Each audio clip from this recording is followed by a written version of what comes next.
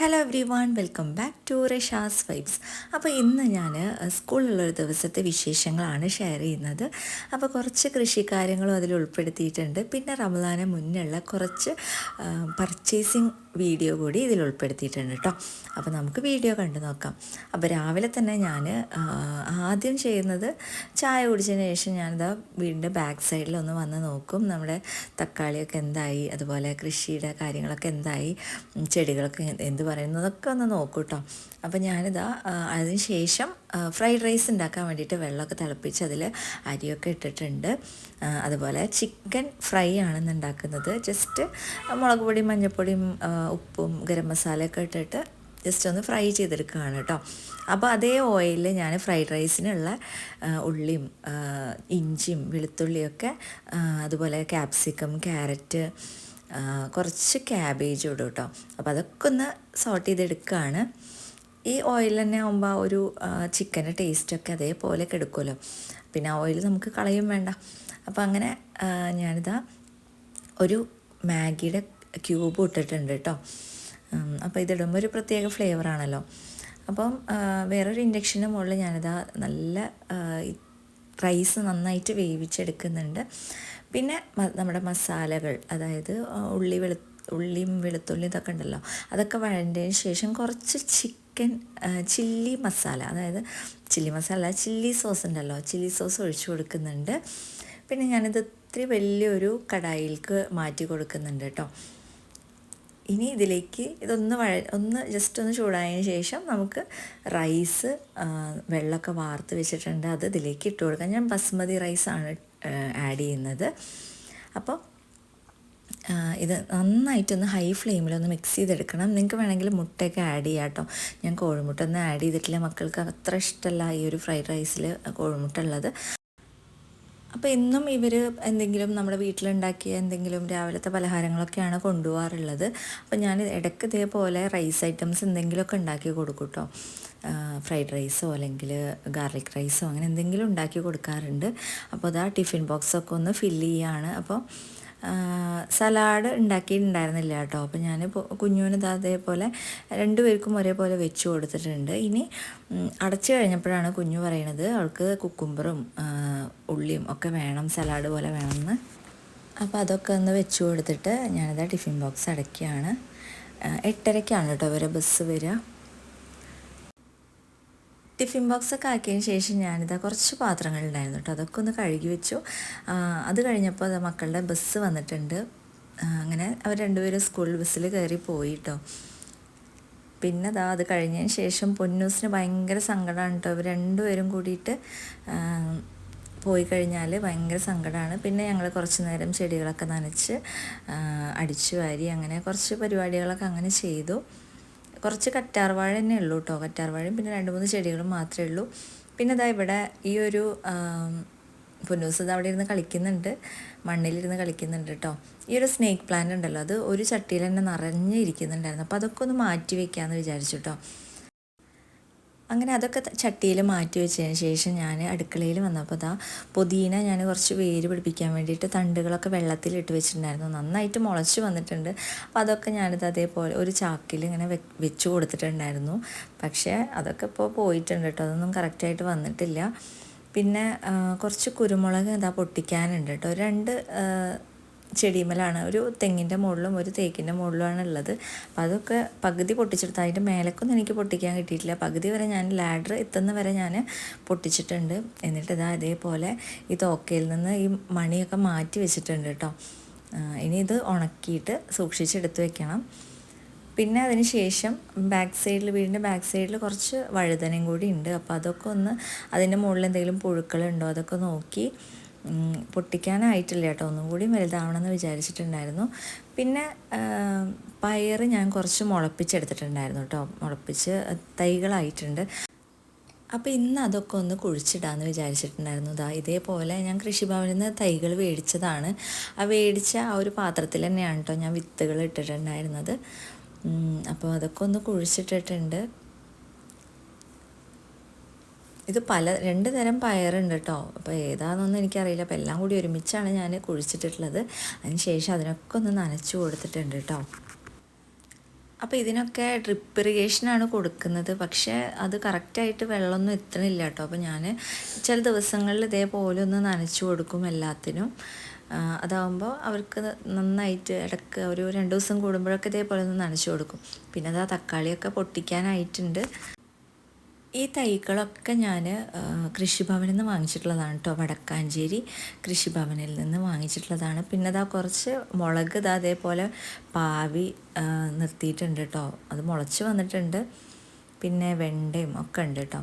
പിന്നെ നമ്മുടെ പ്ലാവിൻ്റെ അവിടെ പോയി നോക്കിയപ്പോൾ ഒരു ചക്ക ഇതാ അതേപോലെ കറുത്ത കളറായിട്ടുണ്ട്. അപ്പോൾ ഇനി അത് പൊട്ടിച്ചെടുക്കണം.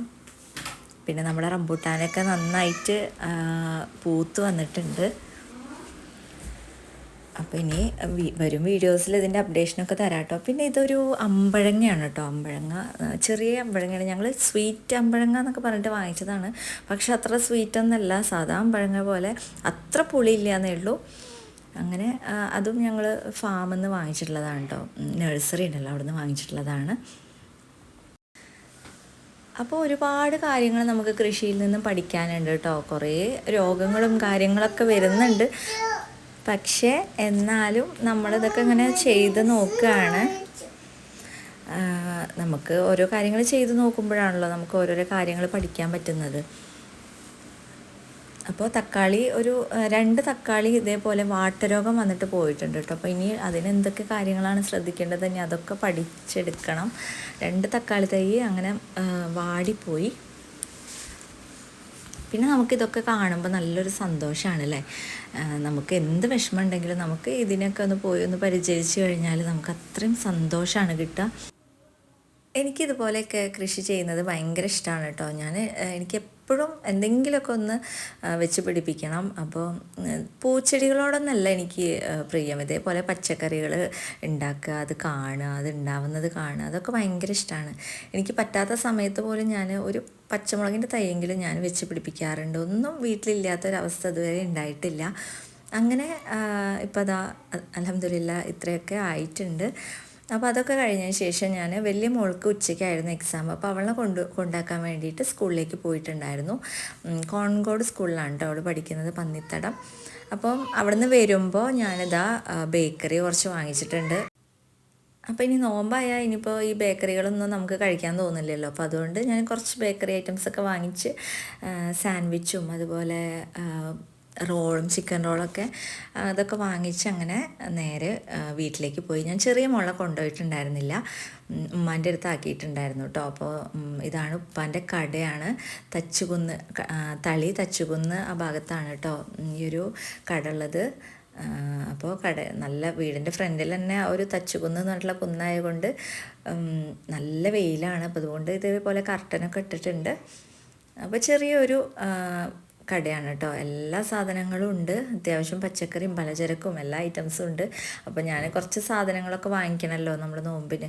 അപ്പോൾ ഓർമ്മയുള്ള സാധനങ്ങളൊക്കെ വാങ്ങിച്ചിട്ടുണ്ട് കേട്ടോ. അപ്പോൾ ഇപ്പോൾ അത് അതേപോലെ അറേഞ്ച് ചെയ്ത് വെച്ചിട്ടുണ്ട്. അപ്പോൾ എല്ലാവർക്കും കാണാമല്ലോ നന്നായിട്ട്.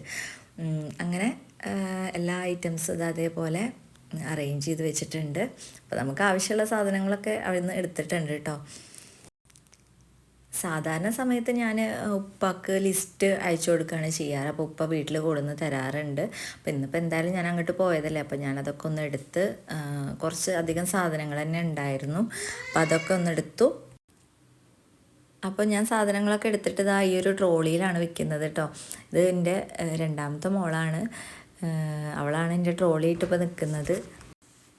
അപ്പോൾ സാധനങ്ങളൊക്കെ എടുത്ത ശേഷം ഞങ്ങൾ അവിടെ ഉപ്പാടെ അടുത്ത സാധനങ്ങളുടെ ബില്ലൊക്കെ ആക്കാൻ പറഞ്ഞിട്ട് കുഞ്ഞുതാ അതേപോലെ ബേക്കറി സെക്ഷനിലേക്ക് ഇങ്ങനെ ഓരോന്ന് കണ്ടുപിടിച്ചുകൊണ്ടിരിക്കുകയാണ് കേട്ടോ. അപ്പോൾ കുറച്ചൊക്കെ ബേക്കറി ഇപ്പോൾ കൊടുന്ന് വെച്ചിട്ടുണ്ട് കേട്ടോ. അങ്ങനെ ഞങ്ങളിതാ സാധനങ്ങളൊക്കെ വണ്ടിയിൽ വെച്ചിട്ട് തിരിച്ചു പോവുകയാണ്. അതിനുശേഷം എന്തൊക്കെ സാധനങ്ങളാണ് കൊണ്ടുവന്നത് എന്നുള്ളതൊക്കെ ഒന്ന് ചെക്ക് ചെയ്യാണ്.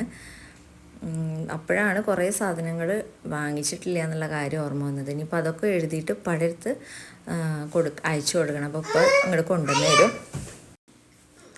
അങ്ങനെ ഇപ്പോൾ ദാ സോയാബീനും അതുപോലെ അവിൽ, ബിസ്ക്കറ്റ് അങ്ങനെയുള്ള ഐറ്റംസൊക്കെ വാങ്ങിച്ചിട്ടുണ്ട് കേട്ടോ. അത്യാവശ്യം ഐറ്റംസൊക്കെ വാങ്ങിച്ചിട്ടുണ്ട്. പിന്നെ ഞാൻ ശർക്കര വാങ്ങിച്ചിട്ടുണ്ട്. ശർക്കര നമുക്ക് എപ്പോഴും ആവശ്യമാണല്ലോ, അപ്പോൾ അതുകൊണ്ട് അതൊക്കെ വാങ്ങിച്ചിട്ടുണ്ട്. കുറച്ചധികം വെളുത്തുള്ളിനെ വാങ്ങിച്ചിട്ടുണ്ട് കേട്ടോ. അപ്പോൾ നമുക്ക് കുറച്ച് കൂടുതൽ തോലൊക്കെ കളഞ്ഞ് വെച്ചാൽ പണികൾ അത്ര എളുപ്പമാണല്ലോ. പിന്നെ ഞാൻ മോളിനെ സ്കൂളിൽ കൊണ്ടാക്കി വരുമ്പോൾ കുറച്ച് തക്കാളി അതുപോലെ ക്യാരറ്റൊക്കെ വില കുറവിന് കണ്ടിരുന്നു. അപ്പോൾ അതൊക്കെ വാങ്ങിച്ചിട്ടാണ് വന്നത് കേട്ടോ. എരുമപ്പെട്ടിയിൽ നിന്നാണ് വാങ്ങിച്ചത്. പിന്നെ സബോള ഉണ്ടായിരുന്നു. പിന്നെ ഇതാ പച്ചക്കറി കിറ്റ് ഉണ്ടായിരുന്നു കേട്ടോ. അപ്പോൾ ഇതിന് 50 രൂപയുള്ളൂ. അത്യാവശ്യം കുറേ സാധനങ്ങൾ ഇതിലുണ്ട് കേട്ടോ. പയറും മത്തങ്ങയും ക്യാബേജ്, വഴുതന, വെണ്ടയ്ക്ക, ചിരവയ്ക്ക ഒക്കെ ഇതിലുണ്ട് കേട്ടോ. അപ്പോൾ ഇതിന് വെറും 50 രൂപ ഉണ്ടായിരുന്നുള്ളൂ. അപ്പോൾ അതൊക്കെ ഇതേപോലെ ഞാൻ എരുമപ്പെട്ടിയൊക്കെ പോകുമ്പോൾ ഇതേപോലെ വാങ്ങിക്കാറുണ്ട്. ഇനി ഇതൊക്കെ ഒന്ന് എടുത്ത് വെക്കണം. കുറച്ച് പ്രിപ്പറേഷൻസ് ചെയ്ത് വെക്കാനുണ്ട് റമദാന് വേണ്ടിയിട്ട്. അപ്പോൾ അതൊക്കെ ഇനി അടുത്ത വീഡിയോയിൽ ഉൾപ്പെടുത്താം. അപ്പോൾ ഇന്നത്തെ വീഡിയോ ഇത്രയേ ഉള്ളൂ. അപ്പോൾ എല്ലാവർക്കും ഈ ഒരു വീഡിയോ ഇഷ്ടപ്പെട്ടു എന്ന് വിചാരിക്കുന്നു. എല്ലാവരും മറക്കാതെ തന്നെ ഒന്ന് ലൈക്ക് ചെയ്യുക. അതുപോലെ ചാനൽ ഇതുവരെ സബ്സ്ക്രൈബ് ചെയ്യാത്തവർ സബ്സ്ക്രൈബ് ചെയ്യുക കേട്ടോ. പിന്നെ അടുത്ത വീഡിയോയിൽ കാണാം. Thank you for watching.